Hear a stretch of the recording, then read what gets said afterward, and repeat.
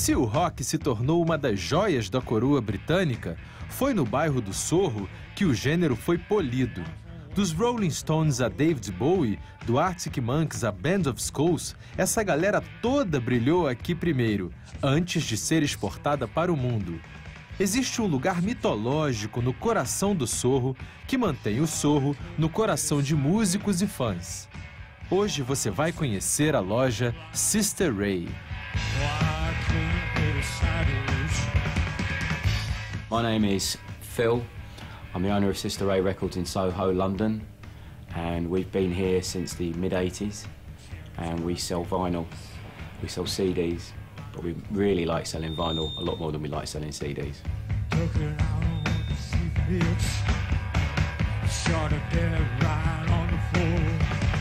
We try and stock everything from ABBA to ZZ Top and everything in between, so we've got absolutely every genre you can think of. Rock, pop, blues, garage, psych, techno, drum and bass, grime, dubstep, everything. We try everything, we do everything. Soho, central London's been, you know, the epicentre of like the music scene in England since the 60s. Ziggy Stardust, you know, David Bowie's famous cover of the phone box on the back, you know, which is taken not far from here. Carnaby Street, you know, is just further up the road. I see a red door and I want it painted black. No colors anymore, I want them to turn black. I see the girls. I just think that London is such a fast-moving place. It evolves and develops much quicker here than anywhere else, which gives London its sort of unique edge, really, which is why people come to London, because they feel like if anything's going to happen, it's going to happen here first.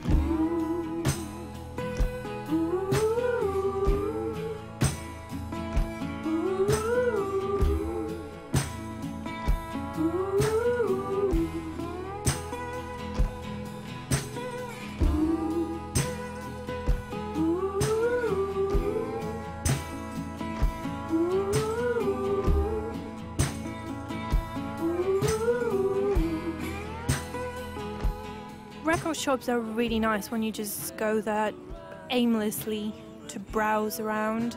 People who work there are really resourceful as well because they know their stuff. But I'm talking about like independent ones, not huge ones that are not doing very well now.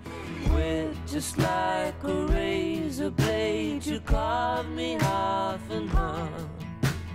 Oh, what better way to kill the time.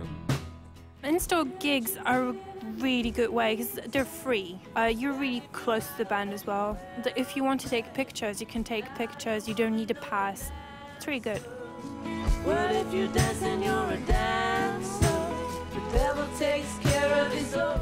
Band of Skulls gig was great. A friend of mine signed the band to his label and said, do you want the band to play a gig in the shop? We said yes, it'd be great. They came in, played a gig. It was great. They sold loads of albums, they've signed another deal, they've made another album, everybody knows who they are, they're a great band, and they played a gig in the shop, and it was one of those sort of really nice moments where all the things that come together, and it was a fantastic show. You played right here? Played here, yeah. We played in here, actually, yeah, right where you're standing. I think it's a bit, I'm not sure if it really goes together. People are like quietly browsing for records and a band shatters the silence. I'm not sure how welcome we were to people that were shopping. Yeah.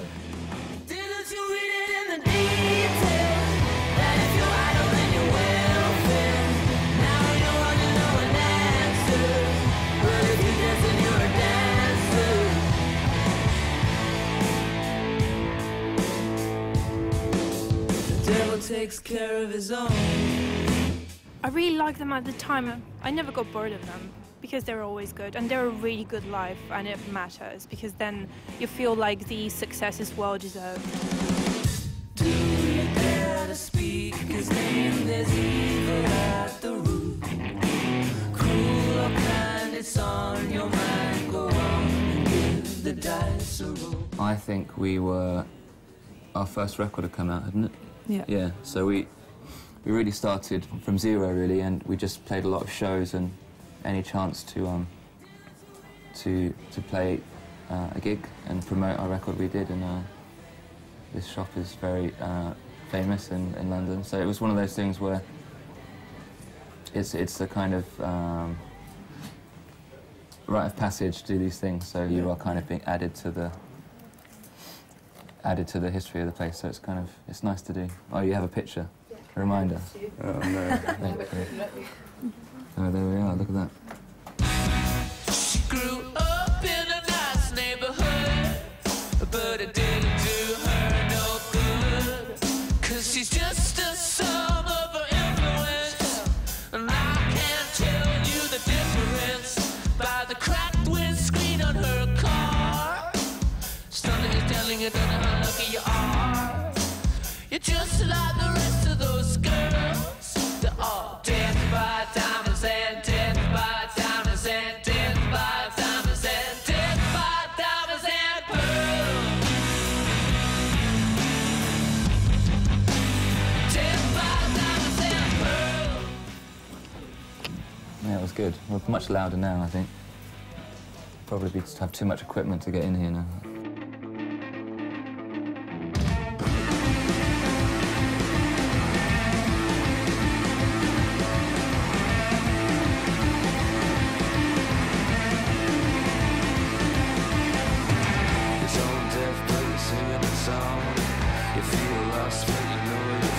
They just started getting bigger, because I think they wrote a song for a Twilight movie or something.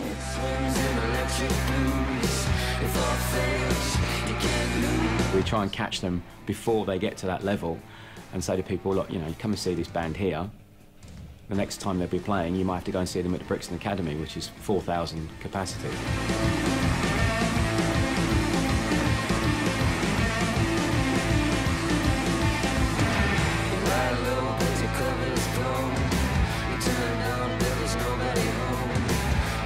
It's just nice for big artists to play an intimate gig. I mean, before Record Store Day, Brian May came into the shop and played a few songs, just picked up an acoustic guitar, played a few songs, there's a few people in the shop, and he absolutely loved it, because usually he's on stage in front of tens of thousands of people.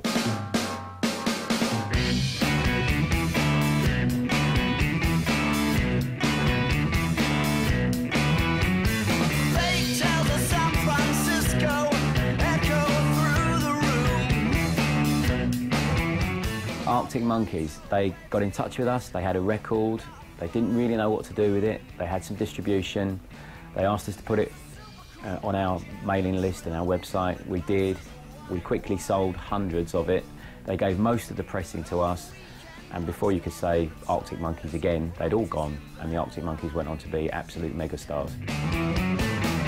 I don't want to hear you kick me out, kick me out. I don't want to hear you no kick me out, kick me out. Once they reach a tipping point and they go, then they've probably gone. You know, if you haven't got them you haven't seen them on that first time round, then they've gone. You know, the next time you see them will be Hello Wembley.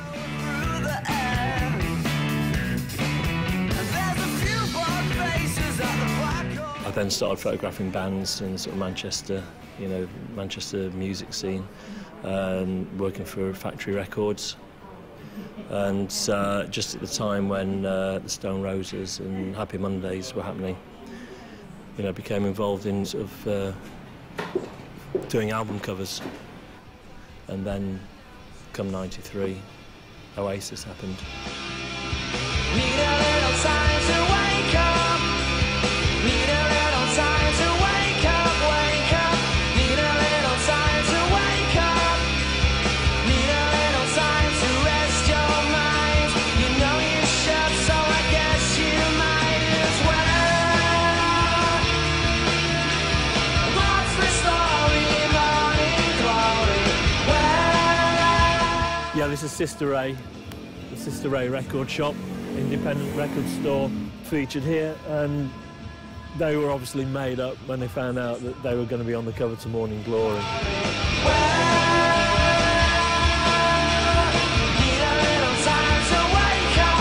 This is Berwick Street. This is where this cover was taken, and I shot it. It was about 4:30 in the morning when I took this on a warm summer's morning, two ambiguous characters walking down the street. You don't know if they're friends with each other, you don't know if they're going to make any contact with each other, you don't know if they're going to be hostile, friendly, so it's very ambiguous. Very fortunate with the traffic. As you can see today, lots and lots of traffic, taxis, motorcycles everywhere, and remarkably, on this morning, there was no traffic. It was almost a sign from the man upstairs himself.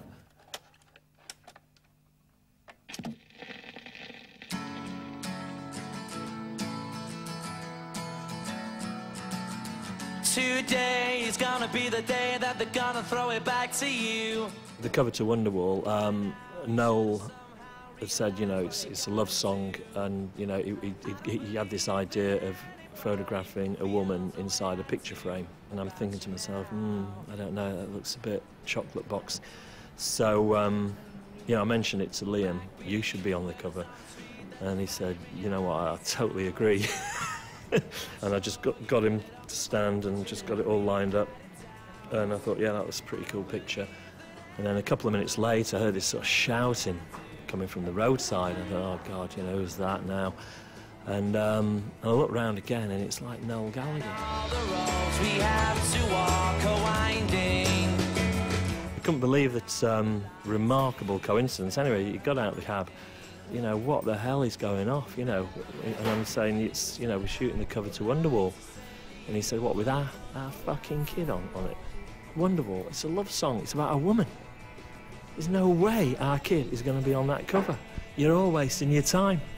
You better pack up and go home. Which is what we did, because the boss had arrived. And after all, you're my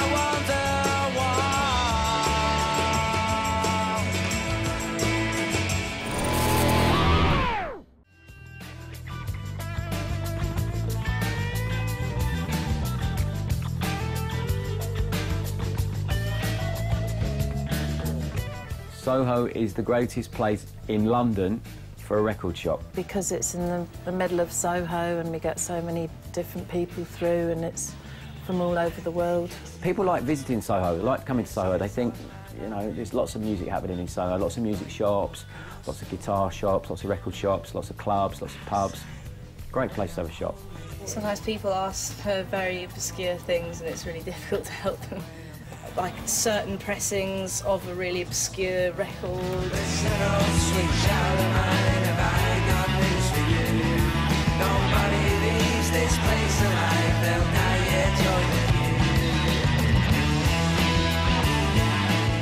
The next time I came in London was with my boyfriends, and we searched all the vinyl shop here, and we found this one, and I liked this one, so I returned here.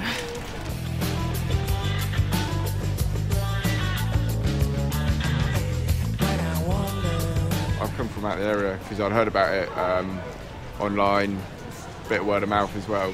So I thought I know it's a good place to check out. Listen up, sweet child of mine, have I got news for you? Nobody leaves this place alive, they'll die here, join the queue. Singing, I'm gonna break right into heaven.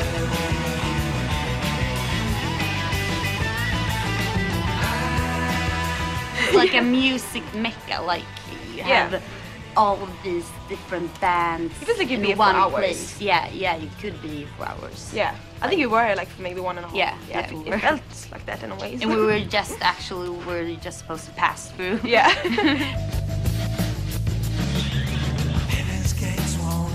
For us that like have Spotify and like download music as like standard thing, everything is becoming like so available, so you want like something special. Yeah, I think it's getting more and more popular.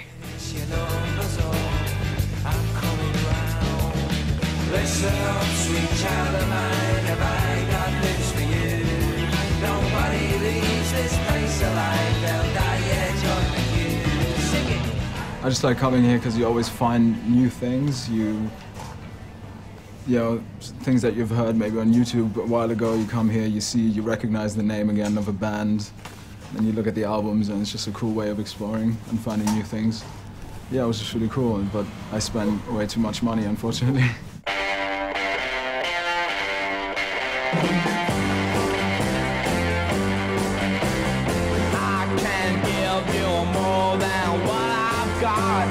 With the internet, you just set on buying that record. You never kind of deviate from that. Whereas if you go into a record store, you can go in for one particular record, and then there may be another section that you start looking through, and then you'll pick up an album cover and think, oh, that looks interesting, and you start to flick it around and you think, yeah, I'll have that, and leave the shop with something that you never expected to buy.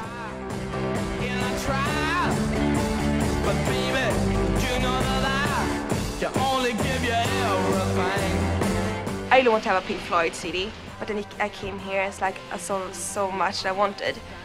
I was like, it's quite fun that I came out here with something like Nina Simone. I get my phone out, I go on YouTube, I listen to a few songs from the album, and then I often buy things that I didn't intend to buy when I walked into the store. On a quelque chose en main au lieu d'avoir, quand on télécharge, on n'a rien, on a juste la musique, alors que là il y a la pochette avec le livret, les photos et le CD en lui-même, le vinyle.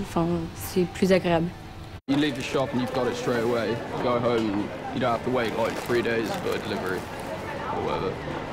It's a lot better than like a digital download. It's a physical object.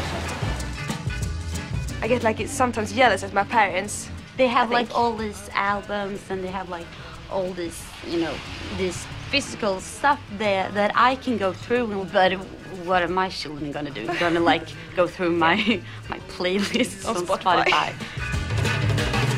Why did you have to leave me now?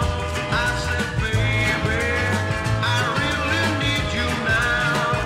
I said, please, come back to me right now. Album is a complete piece of music on 2 sides, maybe 3 and 4 if it's a double album, but let's not be silly. It's an album, it's a piece of work, it's a piece of art, and it needs to be listened to. Side 1, side 2. The musicians made it so that you listen to side 1 and side 2. They sequenced the tracks so that when you put the first track on, you were drawn in.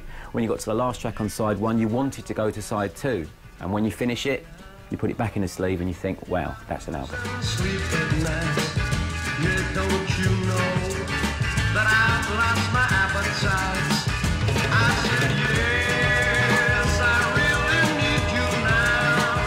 I said, baby. Music is something that you can't physically hold, so it's so important to have something tactile that connects with the music. If you take something like the Beatles' Abbey Road, it's impossible to think of the album Abbey Road without thinking of the photograph of the Beatles crossing the zebra crossing. Let the sun shine in, let it shine on, baby, and everything's alright. Yeah, now, I said a little bit soft. The Pink Floyd cover of the guy shaking hands with the 2 businessmen and one of them's on fire, I mean, that's such a great image. I did a degree in painting in London, as well as working in the band, and had quite a lot of paintings from that. And so we used one of those for the front cover and worked with the label and then for the second album, I did a new set of paintings, and we got a glass artist, a pair of them in Canada, to make a sculpture, which was then manipulated on the computer. It's great to be able to keep it in-house, and we all have a say in it, and we know what we want it to look like.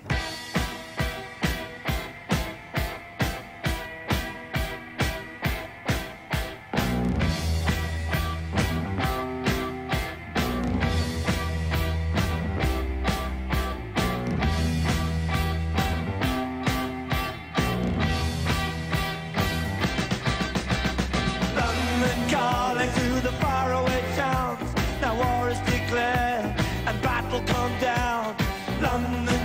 In my humble opinion, as an Englishman, as a Londoner, as a music lover, the greatest album ever made, London Calling by The Clash. Paul Simon smashing his bass up, fake Elvis Presley sleeve, photographed by Penny Smith, double album across every single musical genre, a band at the height of their powers. If I go on, you're not going to believe me, so I'm going to leave it at this. This is the greatest album ever made. The wheat is good, the engine stop on him, but I have no fear, cause London is drowning. I live by the river to the imitation zone. Forget it, brother, you can go in alone. I picked this one out just because of the artwork. I think the nice thing about sort of in these times was when you'd wait to see what the band would come up with, you know, and Zeppelin were always kind of famous for sort of doing things a little bit sort of differently and not really putting a lot about them on it.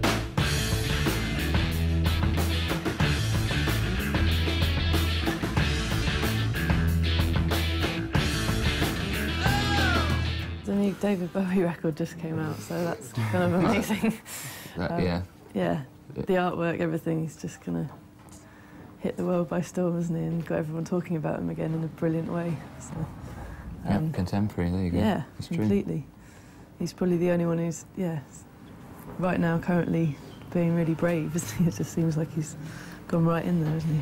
The stars must stick together. We will never be rid of these stars, but I hope they live forever. And they know just what we do, that we toss and turn at night. They're waiting to make their moves, but the stars are out tonight. Between us, we've probably got quite a good, interesting record collection, but Emma's got much more. Doesn't you? You think you do? Emma's got quite a large record collection. People are starting to take more physical music as more of a treasured possession now, so there's a lot more pride in it. And I think people are actively seeking out as more of a collector's item as opposed to just consumption. And I think that's why record shops are coming back in a big way. The fact that people grow up with so many influences that they want to put all those influences into their music, and they don't mind picking from a vast selection of areas. They don't mind saying, I like that out of that area, and I like that out of that area, and you know what, damn it, I'm going to put the two things together and see what I get. They burn you with their radiant smiles and trap you with their beautiful eyes. They're broken, shamed, or drunk, or scared, but I hope they live forever. Their jealousy is spilling down, but stars must stick together. We will never be rid of these stars, but I hope they live forever. This shop is too good to lose. There are very few shops like this. It's commercially not very rewarding, but spiritually it is very rewarding. And I suppose for that reason alone, you should try and keep it going.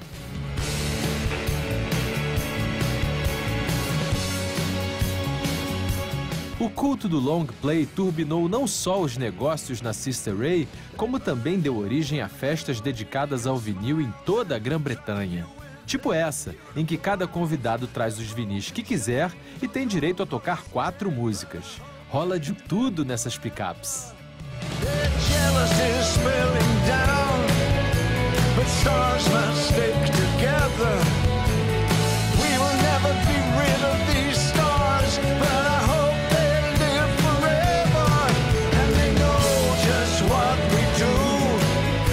Toss and turn.